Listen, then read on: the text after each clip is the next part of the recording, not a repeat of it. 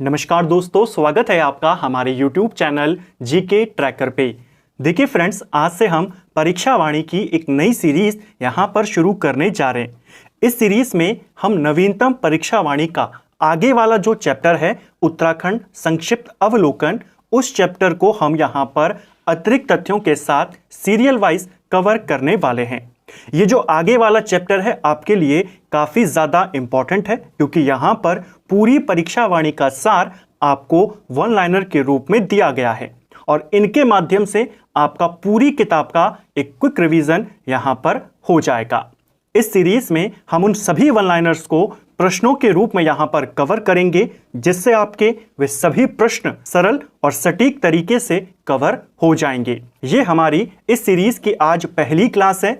इस सीरीज की हर क्लास में आपको 50 वन लाइनर प्रश्न कवर यहाँ पर करेंगे और वह भी अतिरिक्त तथ्यों के साथ। तो चलिए दोस्तों, आज की क्लास को शुरू करते हैं।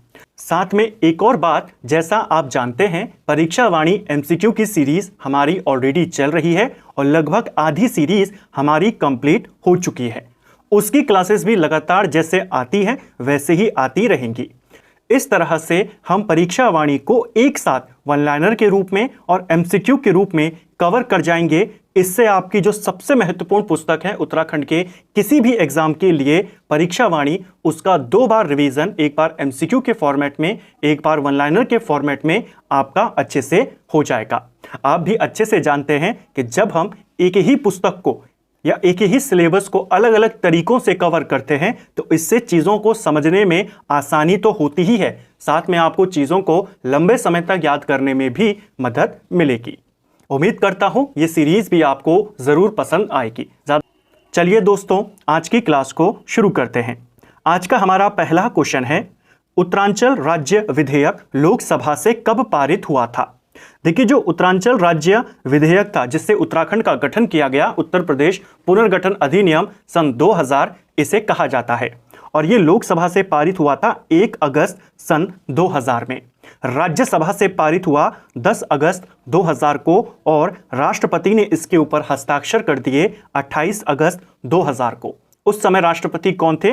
KR नारायण थे। ठीक है, इसमें आपको सिंपल क्वेश्चन, डीप क्वेश्चन, मुश्किल क्वेश्चन मिलेंगे, एक्स्ट्रा फैक्ट के साथ मिलेंगे। और क्योंकि लेटेस्ट परीक्षा वाणी को कवर कर रहे हैं तो जो डेटा भी आपको मिलेगा वो अपडेटेड मिलेगा। कितनी ग्राम है, कितनी ग्राम पंचायतें हैं, वो सारा डेटा आपको इस पूरी सीरीज में अच्छे से रिवाइज हो जाएगा। नेक्स्ट है, उत्तरांचल राज्य का गठन कब हुआ था? सिंपल सा क्वेश्चन है। उत्तरांचल राज्य का गठन 9 नवंबर 2000 को हुआ। क्वेश्चन बनता है, जब ये बना तो किस नंबर का राज्य बना था? उत्तराखंड 27वें नंबर का राज्य बना था। पर्वतीय राज्यों के क्रम में उत्तराखंड 11वें नंबर के राज्य के रूप में गठित हुआ। अभी उत्तराखंड का क्या स्थान है वो इंपॉर्टेंट नहीं है, किस नंबर के रूप में गठित हुआ वो याद करना है। 27वें राज्य के रूप में बना था और 11वें हिमालयी राज्य के रूप में बना था। ठीक है, जब उत्तराखंड बना उस समय यूपी के मुख्यमंत्री कौन थे? उस समय मुख्यमंत्री थे राजनाथ सिंह। भारत के प्रधानमंत्री कौन थे? अटल बिहारी वाजपेयी। देश के राष्ट्रपति कौन है जिन्होंने हस्ताक्षर करे? KR नारायण। ठीक है, नेक्स्ट है, उत्तराखंड नाम कब से पड़ा था? जब 9 नवंबर को नए राज्य का गठन हुआ उसका नाम उत्तरांचल रखा गया। उत्तरांचल से उत्तराखंड कब किया गया? 1 जनवरी 2007 से। गैरसैंण ग्रीष्मकालीन राजधानी कब बनी थी? तो गैरसैंण उत्तराखंड की ग्रीष्मकालीन राजधानी है। जून 2020 से, यानी 20 जून 2020 से ये उत्तराखंड की ग्रीष्मकालीन राजधानी है। उत्तराखंड की दूसरी राजधानी कौन है? वो है देहरादून। राज्य गठन के समय इसे ही अस्थायी राजधानी के रूप में चयन किया गया था। संस्कृत राज्य की दूसरी राजभाषा कब बनी थी? देखिए, उत्तराखंड की राजभाषा क्या है? हिंदी, और दूसरी राजभाषा है संस्कृत। बनी थी 2010 में, घोषित हुई थी दिसंबर 2009 में। ठीक है, उत्तराखंड का राजकीय पशु क्या है? तो उत्तराखंड का जो राज्य पशु है वो है आपका कस्तूरी मृग, जिसे हिमालयन मस्क डियर भी कहते हैं। इसका वैज्ञानिक नाम पूछा गया है, मास्कस काइसोगास्टर इसका वैज्ञानिक नाम है। ठीक है, उत्तराखंड का राजकीय पक्षी क्या है? पशु तो कस्तूरी मृग है, पक्षी की बात करें उत्तराखंड का राजकीय पक्षी मोनाल है। ठीक है, मोनाल को हिमालय का मयूर भी कहते हैं और इसका जो वैज्ञानिक नाम है वो लोफोफोरस इम्पीजेनेस है। मुनाल को लेकर एक क्वेश्चन आया था कि इसका प्रिय भोजन क्या है। तो मुनाल का प्रिय भोजन है आलू। किसकी फसल को ये ज्यादा नुकसान पहुंचाता है? आलू की फसल को ये ज्यादा नुकसान पहुंचाता है। ठीक है, अभी ये इस सीरीज की स्टार्टिंग है, इसलिए आपको ज्यादा बेसिक क्वेश्चन देखने को मिल रहे हैं, लेकिन ऐसे ही क्वेश्चन आपके बनते हैं। धीरे धीरे इसी प्रकार वन लाइनर के रूप में ही हम पूरे संक्षिप्त अवलोकन को कवर कर जाएंगे। जीएस की अगर हम बात करें, जीएस के लिए जो हमारी सीरीज चल रही है, दिल्ली सल्तनत, विजयनगर साम्राज्य, बहमनी साम्राज्य और 1885 से लेकर 1947 तक का जो पूरा राष्ट्रीय आंदोलन था उसे हम कवर कर चुके हैं। बहुत जल्द जो हमारी संविधान की सीरीज है वो कंप्लीट होगी। 3 क्लासेस उसकी बची है, 1 क्लासेस इसी हफ्ते आपको देखने को यहां पर मिल जाएगी। उसके बाद मुगल साम्राज्य से लेकर 1885 तक का पूरा इतिहास घटनाक्रम हम उसे डिटेल में कवर करेंगे। और जीएस में ज्योग्राफी की सीरीज भी हमारी चल रही है, उसमें भी आपकी 4 क्लासेस बची हैं। उसे कंप्लीट करने के बाद डिटेल्ड इकोनॉमिक्स की क्लास यहां पर शुरू करेंगे। हिंदी भाषा में भी हमने हिंदी व्याकरण, साहित्य, भाषा विकार, संचार आदि सबको कवर कर चुके हैं।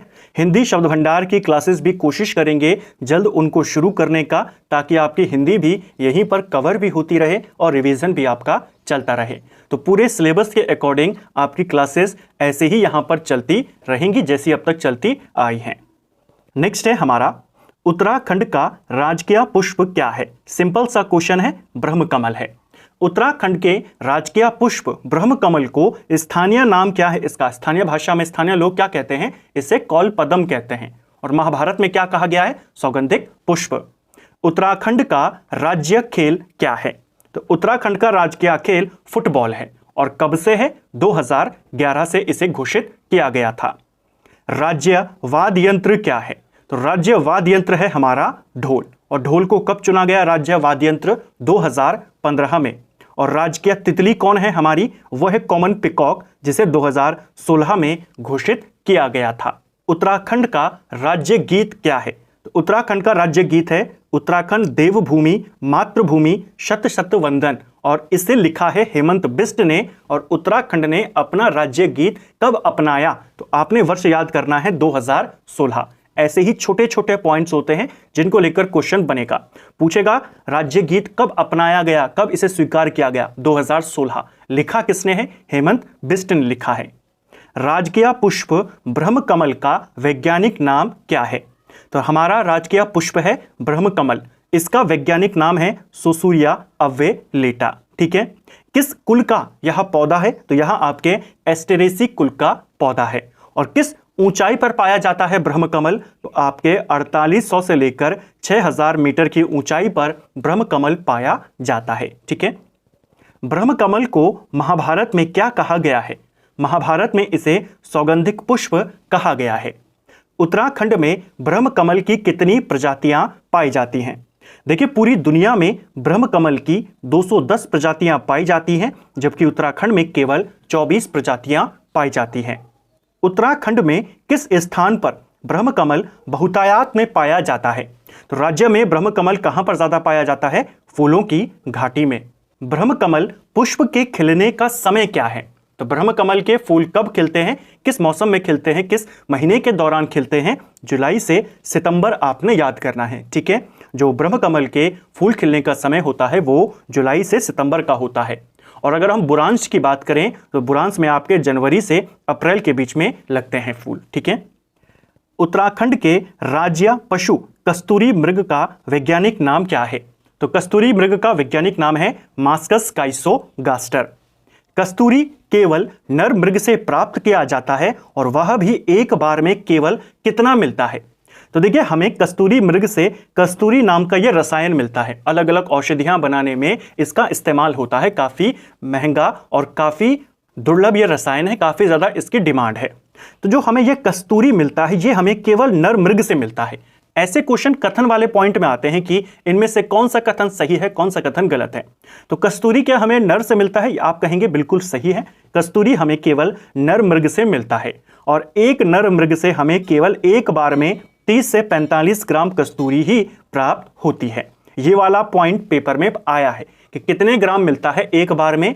30 से 45 ग्राम। और फिर 3-3 साल के अंतराल में मिलता है। एक कस्तूरी से आपने कस्तूरी प्राप्त कर ली, अब 3 साल बाद फिर आप 30-45 ग्राम को प्राप्त करेंगे। ठीक है, राज्य में कस्तूरी मृग के संरक्षण एवं संवर्धन के लिए सर्वप्रथम प्रयास कब किया गया था? तो राज्य में कस्तूरी मृग के संरक्षण के लिए सबसे पहला प्रयास 1972 में किया गया, जिसके तहत केदारनाथ वन्यजीव विहार की स्थापना हुई, जहां पर कस्तूरी मृग विहार बनाया गया था। कस्तूरी मृग के संरक्षण के लिए ही इसे बनाया गया था। तो कब बना था ये? 1972 में, और यह पहला प्रयास था कस्तूरी मृग के संरक्षण के लिए। इसके बाद 1987 में बागेश्वर के मेहरुड़ी में कस्तूरी मृग अनुसंधान की स्थापना करी गई।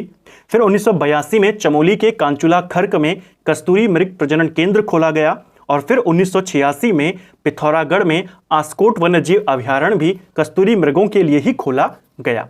वन्यजीव विहारों के बारे में, राष्ट्रीय उद्यानों के बारे में डिटेल में हमने एमसीक्यू वाली सीरीज में बात करी थी। इसमें भी बात करेंगे जब उस चैप्टर में हम पहुंचेंगे। बिल्कुल सीरियल वाइज चलेंगे, और जो जो क्वेश्चन आपके बन सकते हैं उनको ऐसे ही नंबरिंग के साथ, एक्स्ट्रा फैक्ट के साथ यहां पर कवर कर जाएंगे। राज्य वृक्ष बुरांश का वानस्पतिक नाम क्या है? तो बुरांश हमारा राजकीय वृक्ष है और इसका वनस्पतिक नाम है रोडोडेंड्रोन अर्बोरियम। बुरांश वृक्ष किस कुल का है? जैसे ब्रह्मकमल एस्टेरेसी कुल का था, ये एरिकेसी कुल का है। ठीक है, वो एस्टेरेसी है, ये एरिकेसी है। बुरांश किस प्रकार का वृक्ष है? तो बुरांश आपका सदाबहार वृक्ष है और एक पर्वतीय वृक्ष है। पर्वतीय वृक्ष का मतलब केवल पर्वतों पर ही ये होगा, मैदानों में नहीं हो सकता। नेक्स्ट है, राज्य में 46 दिन का राष्ट्रपति शासन कब लगा था? अभी तक उत्तराखंड में केवल एक ही बार राष्ट्रपति शासन लगा था, वो 46 दिन के लिए लगा था। 27 मार्च से लेकर 12 मई 2016 में लगा था। ठीक है, 46 दिन का। भारतीय संविधान के किस अनुच्छेद के तहत राज्यों हेतु राज्यपाल की व्यवस्था करी गई है?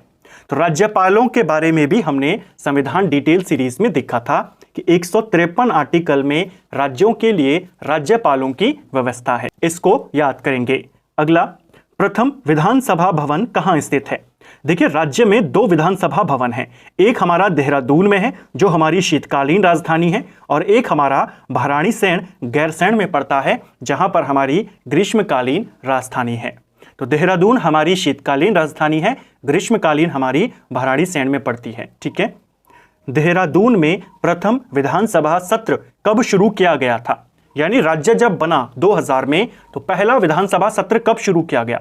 अब देखिए, उत्तराखंड की परीक्षाओं में तिथियां बहुत बार आती हैं। अब ये वाला क्वेश्चन तो बहुत बार आ चुका है कि उत्तराखंड का गठन कब हुआ? आप कहते हैं 9 नवंबर 2000। अब पूछेगा पहला विधानसभा सत्र कब शुरू हुआ? सत्र शुरू हुआ 9 जनवरी 2001 से। नवंबर 2000 में बना और 2 महीने बाद जनवरी 2001 में इसका सत्र शुरू हो गया। पहले अध्यक्ष कौन थे? अंतरिम अध्यक्ष वो थे प्रकाश पंत।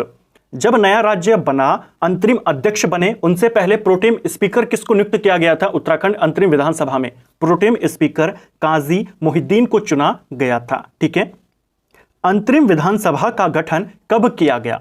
देखिए, सत्र 9 जनवरी से शुरू होगा। अंतरिम विधानसभा का गठन 9 जनवरी 2000 को ही कर लिया गया था, जिसमें 30 सदस्य शामिल थे। ये क्वेश्चन आता है, उत्तराखंड की अंतरिम विधानसभा में कितने मेंबर्स थे? 30 मेंबर थे। प्रथम विधानसभा अध्यक्ष अंतरिम कौन थे? प्रकाश पंत। और क्वेश्चन आएगा, प्रथम विधानसभा अध्यक्ष निर्वाचित होने वाले पहले, वो थे यशपाल आर्य। ठीक है, नेक्स्ट है, विधानसभा की वेबसाइट कब बनी? तो उत्तराखंड विधानसभा की वेबसाइट 4 मई 2001 को बनाई गई, और ऐसा करने वाला उत्तराखंड देश का पहला राज्य था। राज्य गठन से पहले इस क्षेत्र में कितनी विधानसभा सीटें थीं? तो देखिए, राज्य बनने से पहले हम उत्तर प्रदेश का हिस्सा थे, और जब इसे अलग किया गया तो उत्तर प्रदेश का जो इलाका, उत्तराखंड वाला इलाका, इस क्षेत्र में कितनी सीटें आती थी? इस क्षेत्र में विधानसभा की 22 सीटें आती थी। ठीक है, और विधान परिषद की टोटल 9 सीटें आती थी। बाद में इन्हीं 31 लोगों को मिलाकर अंतरिम विधानसभा बननी थी, लेकिन जब उत्तराखंड का गठन हुआ उसके बाद एक सदस्य का कहा जाता है कार्यकाल समाप्त हो गया, कुछ जगहों पर दिया है निधन हो गया, मतलब किसी कारणवश सीट जो विधान परिषद की थी वो रिक्त हो गई। तो अंतरिम विधानसभा में 30 मेंबर थे, लेकिन राज्य गठन से पहले इस क्षेत्र में विधानसभा की सीटें कितनी थी?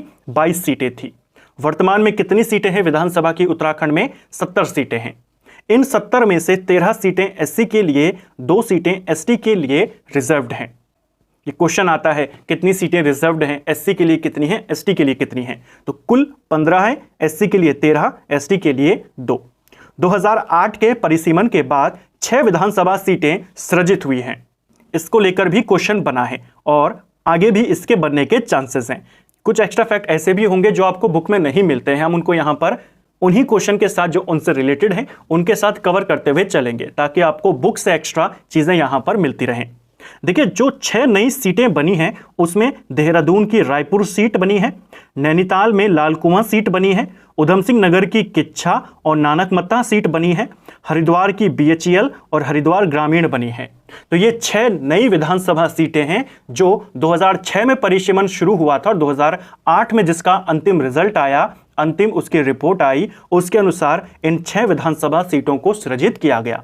आपसे पेपर में BHEL के बारे में पूछा गया था कि इनमें से कौन सी विधानसभा सीट है जो 2008 के बाद सृजित हुई है। ठीक है, BHEL, हरिद्वार ग्रामीण, किच्छा, नानकमत्ता, लाल कुआं और रायपुर। प्रथम विधानसभा चुनाव में कितनी महिलाएं जीती थी? तो अभी तक 5 ही विधानसभा चुनाव हुए हैं। 5वें विधानसभा चुनाव में जो सबसे लेटेस्ट है 2022 में हुआ, इसमें 8 महिलाएं जीती, जो अभी तक का सर्वाधिक है। तो ये क्वेश्चन बन सकता है। 2002 में जब पहली बार चुनाव हुए तब 4 महिलाएं जीती, 2007 में फिर 4 महिलाएं जीती, 2012 में और 2017 में फिर 5-5 महिलाएं जीती। यानी शुरुआत के दोनों में 4-4 महिलाएं, उसके बाद 5-5 और अब 5वें वाले में 8 महिलाएं। विधानसभा में कुल सुरक्षित सीटें कितनी हैं? तो कुल पूछा है 15 हो जाएंगी, 13 एससी के लिए, 2 एसटी के लिए। एसटी के लिए आरक्षित सीट कौन सी है? तो अनुसूचित जनजाति के लिए 2 सीटें चक्राता और नानकमत्ता, ये रिजर्व्ड सीटें हैं। ठीक है, एसटी के लिए हैं। सर्वाधिक विधानसभा क्षेत्र वाला जनपद कौन सा है? उत्तराखंड में टोटल 70 सीटें हैं। सबसे ज्यादा सीटें हरिद्वार में हैं 11 और सबसे कम बागेश्वर, रुद्रप्रयाग और चंपावत में हैं 2-2। राज्य में लोकसभा की कितनी सीटें हैं? तो उत्तराखंड में लोकसभा की 5 सीटें हैं और राज्यसभा की 3 सीटें हैं। जो लोकसभा की 5 सीटें हैं उनके नाम कौन कौन से हैं? एक है आपकी नैनीताल लोकसभा सीट, इसके अलावा अल्मोड़ा लोकसभा, पौड़ी, इसके अलावा हरिद्वार और एक आपकी टिहरी लोकसभा। ठीक है, ये 5 सीटें हैं लोकसभा की।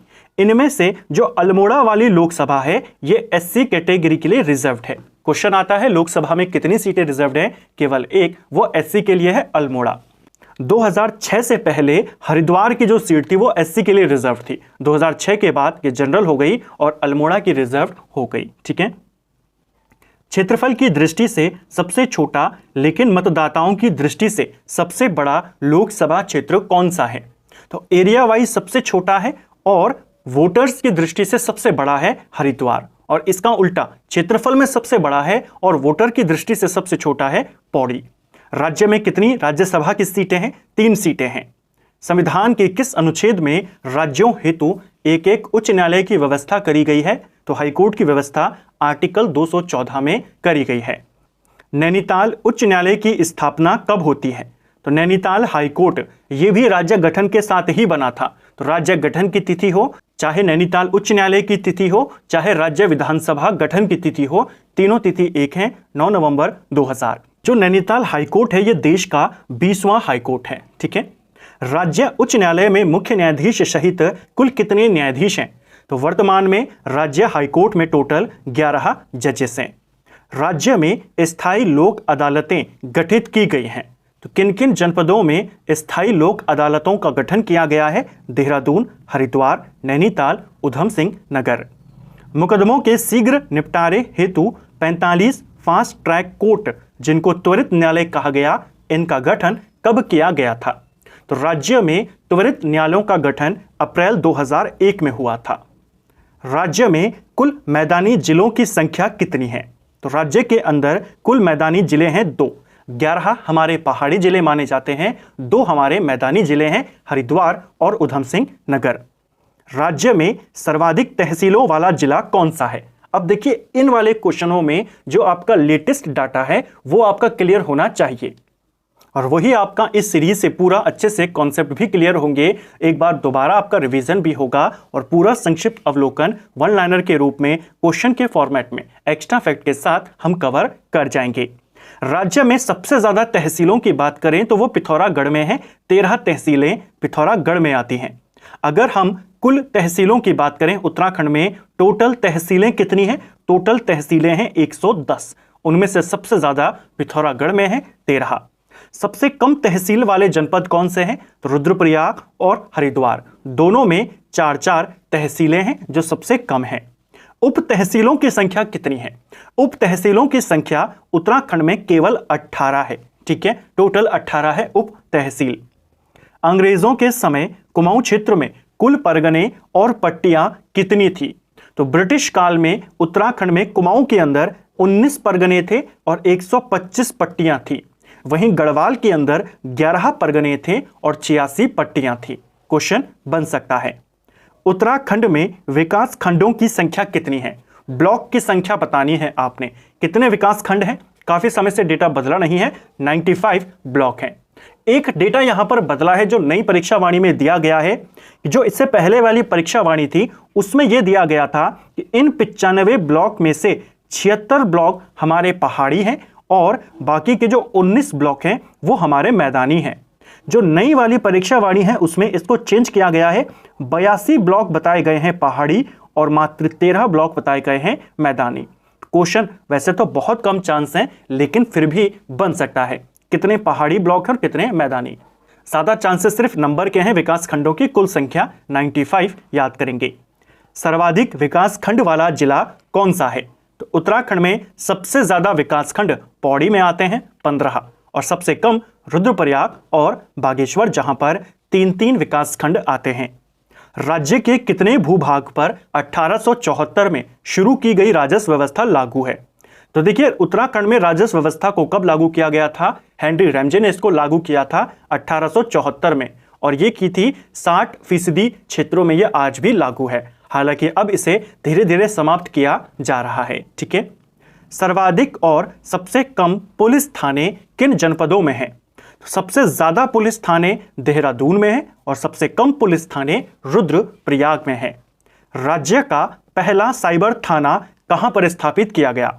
तो जो राज्य का पहला साइबर थाना था इसे 2015 में बनाया गया था देहरादून में, और जो दूसरा साइबर थाना है उसे रुद्रपुर में बनाया गया 2021 में। ठीक है, राज्य का पहला बाल मित्र थाना ये कहां पर बना?